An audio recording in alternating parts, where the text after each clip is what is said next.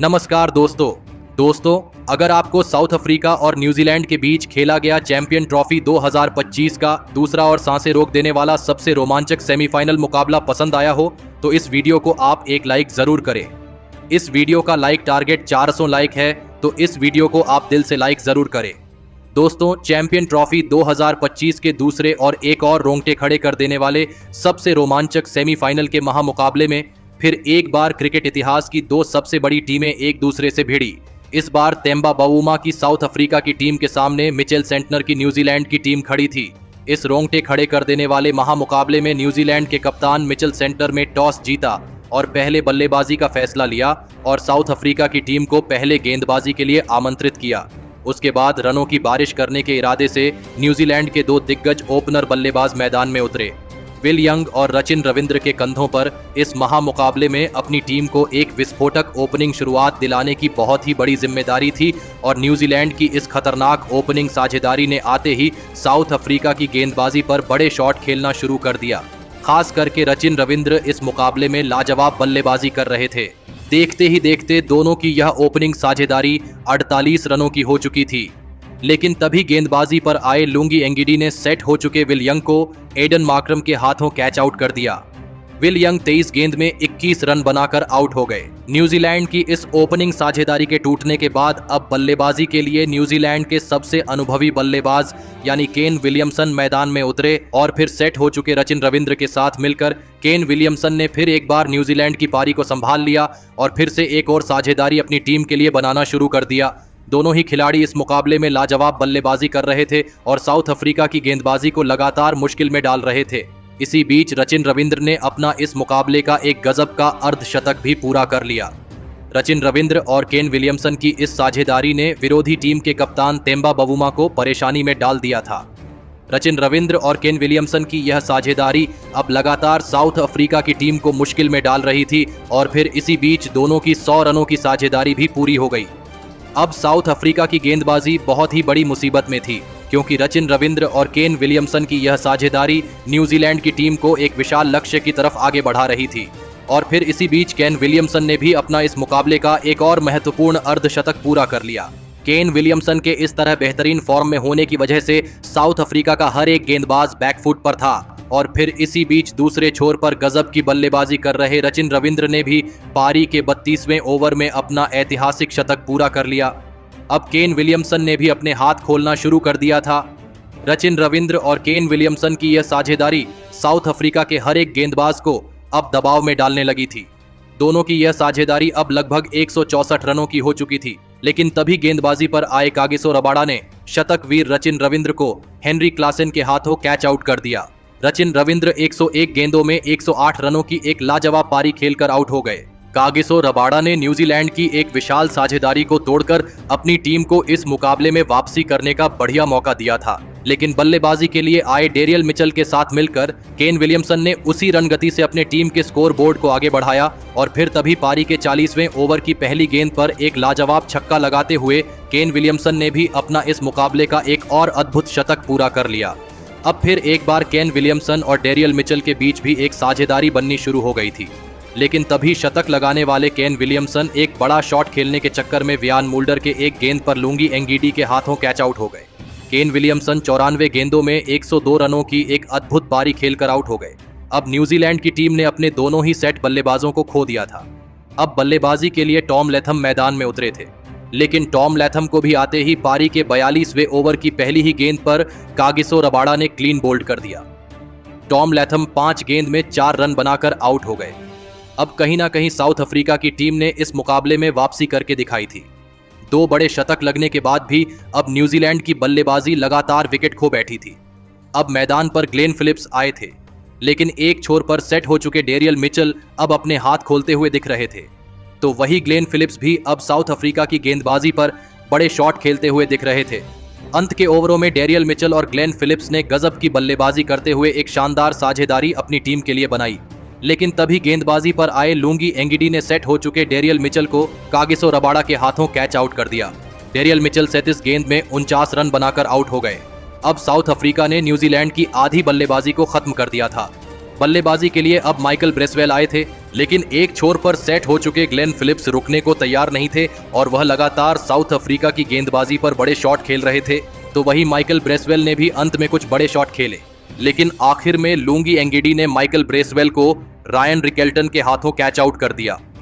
Michael Bracewell 12 गेंद में 16 run बनाकर आउट हो गए, लेकिन इसके बावजूद ग्लेन फिलिप्स की 27 गेंद में 49 रनों की नाबाद पारी की बदौलत न्यूजीलैंड की टीम ने 362 रनों का एक सबसे बड़ा लक्ष्य साउथ अफ्रीका की टीम के आगे रखा। उसके बाद न्यूजीलैंड से मिले 363 रनों के विशाल लक्ष्य का पीछा करने साउथ अफ्रीका के दो दिग्गज ओपनर बल्लेबाज मैदान में उतरे।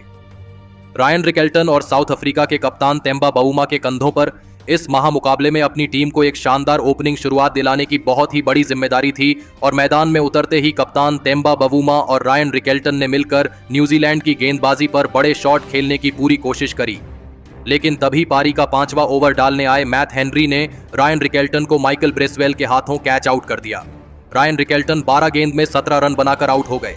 रायन रिकेल्टन के जल्दी आउट हो जाने के बाद अब साउथ अफ्रीका की टीम की तरफ से रासी वेंडर दूसन बल्लेबाजी करने मैदान में उतरे और फिर यहां से कप्तान तेम्बा बावुमा और रासी वेंडर दूसन की इस जोड़ी ने अपनी टीम के लिए एक महत्वपूर्ण साझेदारी बनाना शुरू कर दिया। न्यूजीलैंड की खतरनाक गेंदबाजी के सामने साउथ अफ्रीका के यह दोनों ही बल्लेबाज लाजवाब बल्लेबाजी कर रहे थे और एक मजबूत साझेदारी अपनी टीम के लिए बना रहे थे। इतने विशाल लक्ष्य का पीछा करते हुए न्यूजीलैंड की गेंदबाजी को यह दोनों ही बल्लेबाज कड़ी टक्कर दे रहे थे। इसी बीच दोनों की अर्धशतकीय साझेदारी भी पूरी हो चुकी थी। तेम्बा बावुमा और रासी वेंडर दूसेन की इस लाजवाब बल्लेबाजी की वजह से अब कहीं ना कहीं न्यूजीलैंड की गेंदबाजी भी दबाव महसूस करने लगी थी। दोनों ही खिलाड़ी अब मैदान में पूरी तरह सेट हो चुके थे और फिर इसी बीच साउथ अफ्रीका के कप्तान तेम्बा बावुमा ने अपना इस मुकाबले का लाजवाब अर्धशतक पूरा कर लिया। तेम्बा बावुमा और रासी वेंडर दूसेन के सामने एक पहाड़ जैसा लक्ष्य था और ऐसे में इन दोनों ने रन बनाकर अपनी टीम पर से दबाव पूरी तरह कम कर दिया था। न्यूजीलैंड की गेंदबाजी अब इन दोनों के सामने कमजोर पड़ चुकी थी और फिर इन दोनों की यह साझेदारी 100 रनों का आंकड़ा पार कर गई। तो वहीं कप्तान तेम्बा बावुमा के साथ बल्लेबाजी कर रहे रासी वेंडर दूसेन ने भी अपना इस मुकाबले का एक लाजवाब अर्धशतक पूरा कर लिया।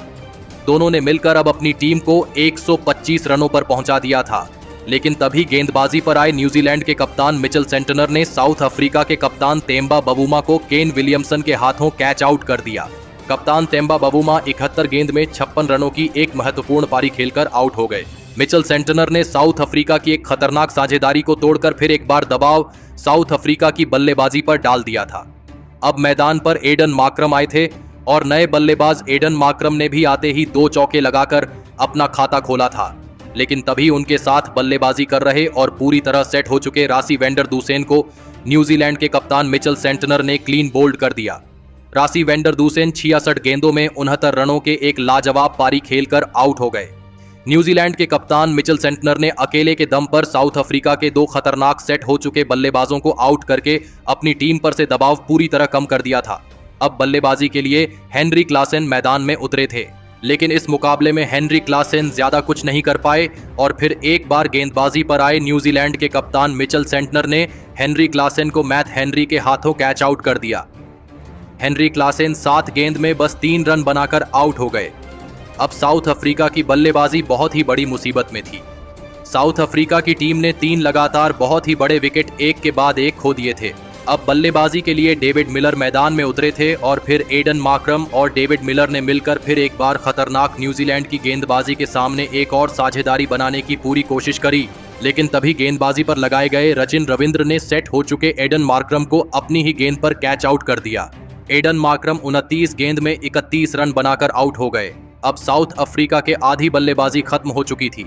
न्यूजीलैंड की स्पिन गेंदबाजी ने पूरा मुकाबला ही पलट दिया था। अब बल्लेबाजी के लिए वियान मुल्डर मैदान में उतरे थे, लेकिन वियान मुल्डर भी न्यूजीलैंड की स्पिन गेंदबाजी के आगे ज्यादा देर तक नहीं टिक पाए और गेंदबाजी पर आए माइकल ब्रेसवेल ने वियान मुल्डर को रचिन रविंद्र के हाथों कैच आउट कर दिया। वियान मुल्डर 13 गेंद में 8 रन बनाकर आउट हो गए। रिक्वायर्ड रन रेट का दबाव लगातार साउथ अफ्रीका की बल्लेबाजी पर बढ़ता हुआ दिख रहा था। इस नॉकआउट मुकाबले से अब साउथ अफ्रीका की टीम बाहर होती दिख रही थी।